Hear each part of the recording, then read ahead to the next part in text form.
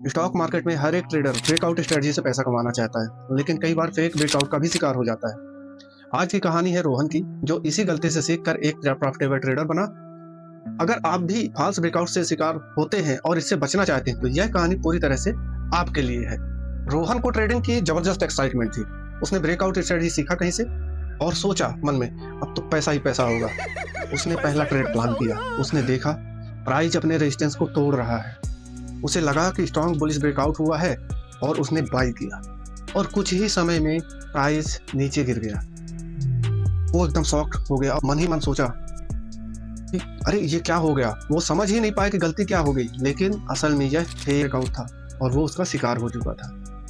अब क्वेश्चन ये आता है कि फेक ब्रेकआउट होते क्या हैं। स्टॉक मार्केट में जो बड़े ट्रेडर्स होते हैं, वो छोटे ट्रेडर्स को ट्रैप करने के लिए फेक ब्रेकआउट बनाते हैं। फेक ब्रेकआउट काम कैसे करता है? जब प्राइस अपने रेजिस्टेंस को तोड़ता है तो नए ट्रेडर्स फोमो में आकर बाई कर लेते हैं। फोमो क्या कहलाता है? फोमो का मतलब होता है फियर ऑफ मिसिंग आउट, कहीं ये ट्रेड हमसे छूट ना जाए। लेकिन बड़े ट्रेडर्स प्राइस को थोड़ा ऊपर ले जाकर वापस से बेच देते हैं। नतीजा, प्राइस नीचे गिरता है और रिटेल ट्रेडर्स फंस जाते हैं, उनका बड़ा लॉस हो जाता है। अब रोहन को इससे बचने का तरीका चाहिए था। फेक ब्रेकआउट पकड़ने की स्ट्रेटजी चाहिए थी। अब उसने दिमाग लगाया और अपने मेंटर रंजीत के पास गया। उसने रंजीत से अपनी कहानी बताई कि ऐसा ऐसा हो रहा है। रोहन के मेंटर रंजीत ने उसे RSI, Fibonacci, volume, multi time frame, इन सारी चीज़ों के बारे में बताना स्टार्ट किया। बोला, अगर तुम RSI, फिबोनाची और वॉल्यूम को एक साथ कंबाइन करके मल्टी टाइम फ्रेम एनालिसिस करोगे तो ये फेक ब्रेकआउट से तुम बच जाओगे। RSI, अब रोहन के दिमाग में ये था कि RSI क्या होता है, तो उसके मेंटर ने बताया कि RSI एक्चुअली मोमेंटम को नापता है। अगर ब्रेकआउट रियल है तो उसे कंफर्म करेगा। अब फिबोनाची क्या होता है? फिबोनाची क्या काम करेगा इसमें? फिबोनाची रिट्रेसमेंट और सपोर्ट को बताता है। जहाँ पे फिबोनाची का रिट्रेसमेंट है तो वहाँ पे सपोर्ट और रेजिस्टेंस लेवल क्या है, फिबोनाची की मदद से आसानी से पता लगाया जा सकता है। और प्राइस कहाँ से रिवर्स हो सकती है ये भी पता लगाया जा सकता है। अब रोहन के दिमाग में आया कि कैसे हम RSI, फिबोनाची, वॉल्यूम, इन सब चीज़ों की मदद से एक अच्छी ट्रेडिंग स्ट्रेटजी बना सकते हैं। सबसे पहले उसके मेंटर ने RSI डाइवर्जेंस के बारे में बताया। अब रोहन को न तो डाइवर्जेंस पता था, डाइवर्जेंस लगाते कैसे हैं ये भी नहीं पता था। तो उसके मेंटर ने समझाया कि सबसे पहले तुम प्राइस का swing high, swing low mark करना सीखो, जैसा कि मैं इस वीडियो में समझा रहा हूँ। सबसे पहले प्राइस का एक हाई लेते हैं, मान के चलते हैं ये स्विंग हाई है। कोशिश करें कि क्लोजिंग बेसिस पे ही चेक करें। फिर दूसरा स्विंग हाई देखते हैं, जो कि उससे बड़ा हो या छोटा हो। अगर उस हाई से इस प्राइस की हाइट नीचे है, यानी लेवल का नीचे है, तो लोअर हाई कहलाएगा। लेकिन अगर उससे ऊपर है तो वो हायर हाई कहलाएगा। अभी एग्जांपल के लिए अपन मान के चलते हैं कि यह एक हाई है और यहाँ पे ये एक हायर हाई है, इसको बोलेंगे हायर हाई। टेक्स्ट को अपन कर देते हैं व्हाइट, ठीक है। इसको भी अपन कर देते हैं व्हाइट, ठीक है। अब रोहन को ये क्लियर हो गया कि स्विंग हाई क्या कहलाते हैं, हायर हाई और लोअर हाई क्या कहलाते हैं। यानी ये वाला हाई जो है, इससे इस हाई से लो था, इसलिए ये लोअर हाई भी हो सकता है, और इस हाई से ये हाई ऊपर है, इसलिए ये हायर हाई है। अब रोहन के दिमाग में आया ये तो बात हुई हाई की, लो कैसे चेक करें। फिर उसके मेंटर ने समझाया कि जब भी प्राइस एक लो बनाए, जैसे कि ये लो है, ये वाला लो है, ठीक है, तो ये लो है, ये एक नॉर्मल लो अपन इसको काउंट करते हैं, तो ये हो गया लो, ठीक है, ये हो गया लो। फिर इसके बाद अपन देखते हैं फिर से कोई नया स्विंग लो बने, यहाँ पे एक बना, तो ये कौन सा स्विंग लो कहलाया? क्योंकि ये स्विंग लो पिछले स्विंग लो से ऊपर है, इसलिए ये कहलाएगा हायर लो। क्या कहलाएगा? HL, higher low. और फिर चेक करते हैं कि उस स्विंग लो से जो भी नीचे आएगा, नया लो बनेगा, वो कहलाएगा लोअर लो। ये हो गया आपका लोअर लो, ये हो गया आपका LL, लोअर लो, ठीक है। अब रोहन के दिमाग में ये बात समझ में आ गई कि हायर लो, लोअर लो क्या कहलाता है, स्विंग हाई, स्विंग लो क्या कहलाता है, हायर हाई, लोअर हाई क्या कहलाता है। अब उसके मन में क्वेश्चन आया कि ये हमने जान लिया, अब डाइवर्जेंस कैसे देखें RSI के। तो उसके टीचर ने समझाया कि आप सबसे पहले जहां पे आपके हाईस बने हैं, जहां पे आपके हाई स्विंग हाई बने हैं, वहां पे आरएसआई की हाईएस्ट वैल्यू देखो पिछले कुछ कैंडल्स की। तो यहाँ पे हाईएस्ट वैल्यू क्या थी, ये थी। तो यहाँ पे उसने मार्क किया आरएसआई की हाईएस्ट वैल्यू। अब इसको मैं थोड़ा बड़ा कर देता हूं ताकि आपको इजीली समझ में आए। ये देखिए, this is the highest value of RSI at that time swing high made. जहां पे एक हाई बना था वहां की हाईएस्ट वैल्यू आरएसआई की क्या थी, तो यहाँ पे एक आरएसआई की वैल्यू ये थी। अब उसके साथ मैं एक हॉरिजॉन्टल लाइन ड्रॉ कर देता हूं। अभी ये देखिए, मैंने इसके साथ एक हॉरिजॉन्टल लाइन ड्रॉ कर दिया है। इसका मैं कलर रख देता हूं व्हाइट, ठीक है, और इसकी थिकनेस थोड़ा सा मैं कम कर देता हूं। तो अब रोहन को समझ में आ गया कि जहां पे अपना स्विंग हाई बना छोटा वाला, उसको पहले वहां के आसपास का जो हाईएस्ट पॉइंट था आरएसआई का, वो अपने को मेजर करना है। अब डाइवर्जेंस कैसे चेक करें, ये रोहन के मन में सवाल था। फिर उसके मेंटर ने समझाया कि जब तुम्हारा हायर हाई बने, यानी पिछले हाई को जब प्राइस तोड़ दे, तब तुम्हें चेक करना है कि जहां पे तुम्हारा पिछला हाई बना था, तो वहां पे जो हाई आरएसआई की हाईएस्ट वैल्यू थी, तो क्या उस हाईएस्ट वैल्यू को आरएसआई ने अब तोड़ दिया है। तो यहाँ पे जो हाईएस्ट वैल्यू थी ये 80 के ऊपर थी, लेकिन यहाँ पे जो आरएसआई की हाईएस्ट वैल्यू है वो आई है 77। तो इसका मतलब क्या हुआ कि ये डाइवर्जेंस बना। अब रोहन के मन में क्वेश्चन आया डाइवर्जेंस का मतलब, तो उसके मेंटर ने समझाया कि डाइवर्जेंस का मतलब ये होता है कि प्राइस एक हाई से दूसरे हाई के ऊपर की तरफ जा रही है, यानी अप साइड के लिए प्राइस मूव हो रहा है, यानी ऊपर मूव हो रहा है, तो मतलब ये अपवर्ड स्लोपिंग है, यानी ऊपर की तरफ इसका मूवमेंट हो रहा है, अप साइड का ट्रेंड बना रहा है ये। और ठीक वहीं पे आरएसआई जो है डाउनवर्ड स्लोपिंग लाइन बना रहा है, यानी आरएसआई नीचे की तरफ जा रहा है और ये अप साइड की तरफ जा रहा है। अब रोहन के मन में ये सवाल आया कि ये किस टाइप का डाइवर्जेंस है, तो उनके मेंटर ने ये समझाया कि इसे बोलते हैं बेयरिश डाइवर्जेंस, यानी जो आरएसआई का डायरेक्शन है और प्राइस का डायरेक्शन है, दोनों अलग अलग हैं। तो रोहन के मन में सवाल आया कि इस तरह के डाइवर्जेंस में हमें ट्रेड किस साइड के लिए लेना चाहिए। तो उसके मेंटर ने समझाया कि जिस तरफ आरएसआई का मूवमेंट आ रहा है उस तरफ आपको ट्रेड लेने हैं, यानी अब आपको आरएसआई का ब्रेकडाउन देखना है, ठीक है। तो अब रोहन के मन में सवाल आया कि ब्रेकडाउन कैसे देखें, तो उसके मेंटर ने समझाया कि जो प्रीवियस स्विंग है आरएसआई का छोटा वाला, जैसे कि ये स्विंग है ये वाला, जैसे ही इसका ब्रेक डाउन आए तो तुम शॉर्ट के लिए एंट्री प्लान कर सकते हो, ठीक है। तो यहाँ पे ब्रेक डाउन आया तो उसने शॉर्ट के लिए एंट्री प्लान किया, और अब दिमाग में ये आया कि भाई हमारा स्टॉप लॉस क्या होगा। तो उसके मेंटर ने समझाया कि आपका स्टॉप लॉस जो प्रीवियस प्राइस का हाईएस्ट वैल्यू है उसमें से हाईएस्ट कैंडल का जो भी साइज है उस साइज को अपन ऐड कर देंगे, तो वो आपका स्टॉप लॉस हो जाएगा। अभी यहाँ पे देखिए, ये आपका डाइवर्जेंस था यहाँ से यहाँ, और यहाँ पे आरएसआई का भी डाइवर्जेंस देखिए, ठीक है। और यहाँ पे आरएसआई ने इस पॉइंट पे ब्रेक डाउन किया, ठीक है, इस पॉइंट पे आरएसआई ने ब्रेक डाउन किया।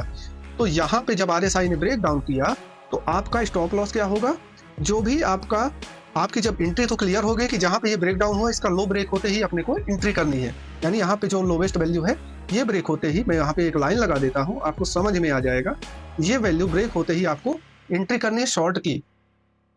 और स्टॉप लॉस क्या रखना है, जो भी आपकी हाईएस्ट वैल्यू है ये आपका स्टॉप लॉस है, थोड़ा सा उसमें थोड़ा सा बफर दे देंगे स्टॉप लॉस का, ताकि हमारा स्टॉप लॉस हिट ना हो।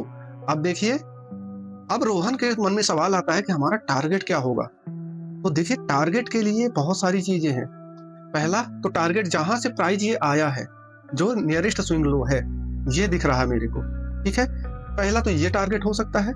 दूसरा, इसमें पार्शियली प्रॉफिट भी बुक कर सकते हैं, जो इसमें एक और स्विंग लो था, ये यहाँ पे आया, आप अपनी 1/3 क्वांटिटी बुक करो, 3 लॉट अगर लिए हैं तो 1 लॉट यहाँ पे एग्जिट करो, और स्टॉप लॉस को अपने 50% जो आपका एक्चुअल स्टॉप लॉस है उसका 50% कर दो, ठीक है। फिर वेट करो अपने फाइनल टारगेट का।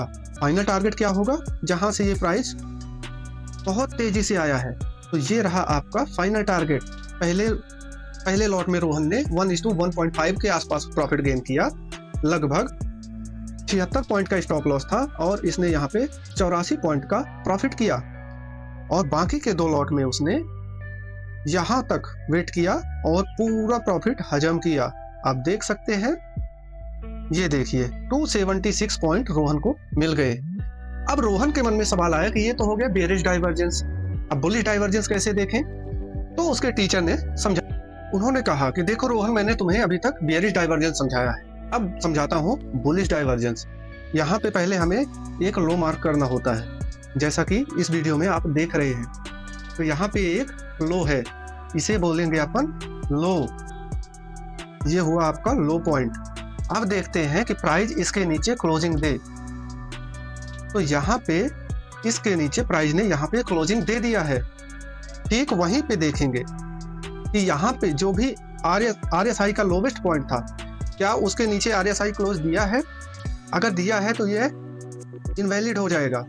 तो फिर यहाँ पे चेक करते हैं, ये रहा RSI का लोवेस्ट पॉइंट और इसके नीचे क्लोजिंग नहीं दिया है। ध्यान से देखिए, इसके नीचे क्लोजिंग आपकी नहीं आई है, ये देखिए। ठीक है, अब ये क्लियर हो गया कि RSI ने नीचे की तरफ ब्रेक नहीं किया है, यानी अपने लो को नहीं तोड़ा है, यानी क्लियर कट ये डाइवर्जेंस बन गया। और ये किस टाइप का डाइवर्जेंस हुआ? ये हुआ बुलिश डाइवर्जेंस। अब रोहन के मन में सवाल आया कि इस बुलिश डाइवर्जेंस में हम एंट्री कैसे करें? तो उसके मेंटर ने समझाया कि चूंकि हमें RSI के डायरेक्शन में ट्रेड करनी है, इसलिए हम यहाँ पे देखेंगे कि RSI कौन से लेवल के ऊपर ब्रेक कर रहा है। यानी पिछला उसका जो छोटा वाला स्विंग हाई है, ये रहा RSI का छोटा वाला स्विंग हाई, और यहाँ पे RSI ने प्रॉपर्ली ब्रेक कर दिया ऊपर की तरफ। जैसे ही RSI ने ऊपर की तरफ ब्रेक किया, आपको मार्क करना है प्राइस। वहां पे जो हाईएस्ट प्राइस थी पिछले 10 कैंडल की, उस हाईएस्ट प्राइस के ऊपर आपको निकलते ही बाई करना है। तो इस कैंडल पे RSI ने भी ब्रेक किया था, यहाँ पे देखिए, और वो हाईएस्ट पॉइंट भी था, इसलिए हमारा एंट्री बनेगा इसी कैंडल के हाई के ऊपर। और हमारा स्टॉप लॉस क्या होगा? तो स्टॉप लॉस हमारा पिछला स्विंग लो के नीचे थोड़ा सा बफर लगा के, और टारगेट क्या होगा? टारगेट होगा पिछला स्विंग हाई, यानी ये पॉइंट। यहाँ पे अपने को फाइनल एग्जिट करना है, लेकिन पार्शियल एग्जिट कहाँ कर सकते हैं इसको? तो देखिए, क्योंकि डायरेक्शन हमारा अगेंस्ट है, इसलिए हम उसी जो हमारा पहले तो देखेंगे कि अगर अपन अगेंस्ट द डायरेक्शन ट्रेड कर रहे हैं, तो सिंपल अपना जो भी 1:1 आएगा, वहां पे हमें पार्शियल बुक करना है। यहाँ पे हमारा 1:1 आ गया, तो यहाँ पे हम 50% क्वांटिटी बुक करेंगे, क्योंकि हम ट्रेंड के अगेंस्ट है। तो जब रोहन को ये समझ में आ गया और उसने यहाँ पे 50% क्वांटिटी अपनी बुक कर दिया, यानी उसने अगेंस्ट द ट्रेंड कितनी क्वांटिटी लिया था? 2 क्वांटिटी, और डायरेक्शन ऑफ द ट्रेंड उसने 3 क्वांटिटी लिया था। तो यहाँ पे उसने बुक किया कितना? 50% क्वांटिटी, यानी 1 लॉट। 106 पॉइंट के रिस्क पे उसने 106 पॉइंट आधी क्वांटिटी बुक कर लिया, और स्टॉप लॉस को उसने कॉस्ट टू कॉस्ट के थोड़ा सा नीचे कर लिया, ताकि उसका स्टॉप लॉस विक के कारण रिजेक्ट ना हो। अब देखिए, उसने फाइनली एग्जिट किया कहाँ पे? जैसे ही इस स्विंग हाई के पास में प्राइस आया, यहाँ पे देखिए, क्योंकि ये बहुत बड़ी कैंडल थी, इसलिए इस कैंडल को कंसीडर नहीं किया जा सकता है। तो इस कैंडल का जो भी लेवल होगा, उस लेवल के अकॉर्डिंग यहाँ पे जो हाईएस्ट पॉइंट बन रहा था, ये है। आप इसको लेकर चल सकते थे, शर्त ये थी कि यहाँ पे छोटी छोटी कैंडल से हाई बनते, तो यहाँ पे ऐसा कुछ नहीं हुआ। तो छोटी कैंडल से हाई यहाँ पे बना है, तो यहाँ पे ये ब्रेक हुआ है, यहाँ पे हमने फाइनल अपनी क्वांटिटी एग्जिट कर दिए, यानी हमारा एग्जिट पॉइंट ये था, और यहाँ पे एग्जिट हुआ 206 पॉइंट पे, 212 पॉइंट पे, सॉरी, ये 212 पॉइंट के आसपास इसको यहाँ पे मिल गए। यानी रोहन ने अगेंस्ट द ट्रेंड भी इस स्ट्रेटजी का उपयोग करके प्रॉफिट बना लिया। इसे बोलते हैं बुलिश डाइवर्जेंस। फिर रोहन ने बोला, प्लीज सर एक और एग्जांपल दिखा दीजिए। तो उसके गुरुजी ने तुरंत एक और एग्जांपल के लिए तैयारी कर ली। तो यहाँ पे आप देख सकते हैं, अभी मैं पुराने डेटा को अभी इसको डिलीट नहीं करता हूँ, बाद में डिलीट करूंगा। तो यहाँ पे आप देख सकते हैं कि ये एक लो पॉइंट था, और दूसरा लो पॉइंट ये था जहाँ पे उसके नीचे क्लोजिंग दिया प्राइस ने, और यहाँ पे जो RSI का लोवेस्ट वैल्यू था ये था यहाँ पे, ठीक है। और यहाँ पे RSI उसके नीचे आया ही नहीं, आप क्लियरली देख सकते हो, और यहाँ पे आप देख सकते हो इसके नीचे क्लोजिंग आई है। अब रोहन के मन में सवाल आया कि क्या छोटे स्विंग को भी कंसीडर किया जाना चाहिए? बिल्कुल किया जाना चाहिए, छोटे स्विंग और इम्पैक्टफुल होते हैं।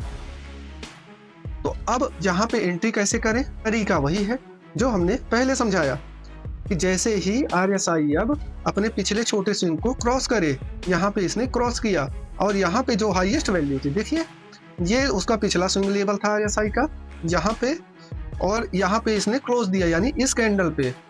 अब इस कैंडल का हाई क्या था, इस कैंडल का हाई ये था, इसके ऊपर जाते ही हमारी एंट्री बनेगी यहाँ पे, और यहाँ पे स्टॉप लॉस क्या बनेगा, जो नियरेस्ट स्विंग लो है। अभी देखते हैं, अगेन हमने यहाँ पे एंट्री किया और जो नियरेस्ट स्विंग लो है उसके थोड़ा सा नीचे हमने स्टॉप लॉस रख दिया। फिर से वही टेक्निक 1:1 पे हमको एग्जिट करना है। 1:1 जैसे ही आया, रोहन ने आधी क्वांटिटी यहाँ भी एग्जिट कर दिया। अब स्टॉप लॉस को उसने ट्रेल किया जो कॉस्ट टू कॉस्ट से थोड़ा सा नीचे था, तो यहाँ पे स्टॉप लॉस पे एक्चुअली उसका जो टारगेट था वो तो यहाँ था, प्राइस आया लेकिन पहले उसका स्टॉप लॉस ले लिया यहाँ पे विक बना के। अगर वो क्लोजिंग बेसिस पे रखता तो इस पूरे प्रॉफिट को वो हजम करता, यहाँ तक का प्रॉफिट उसको मिलता जो कि बना है। अब यहाँ पे जो ये प्रॉफिट आया है, यहाँ पे कौन से स्विंग लो को कंसीडर करना चाहिए, ये देखिए जहाँ पे मल्टीपल टाइम्स रिजेक्शन आया है, ये तो वाइप आउट हुआ है, यहाँ पे ये फेक था, यहाँ पे मल्टीपल स्विंग रिजेक्शन थे, इसलिए ये टारगेट आपका होना चाहिए जो क्लोजिंग बेसिस पे लेवल था। क्लोजिंग बेसिस पे लेवल कौन सा था, ये हाईएस्ट वैल्यू पे क्लोजिंग बेसिस का लेवल था। आप देख सकते हो यहाँ भी क्लोजिंग वैल्यू, मैं यहाँ पे कैंडल स्टिक से लाइन चार्ट लगा देता हूँ, आपको क्लियरली दिख जाएगा कि ये हाईएस्ट पॉइंट था यहाँ पे, और अगेन प्राइस वहां पे आया और आपका टारगेट दे दिया।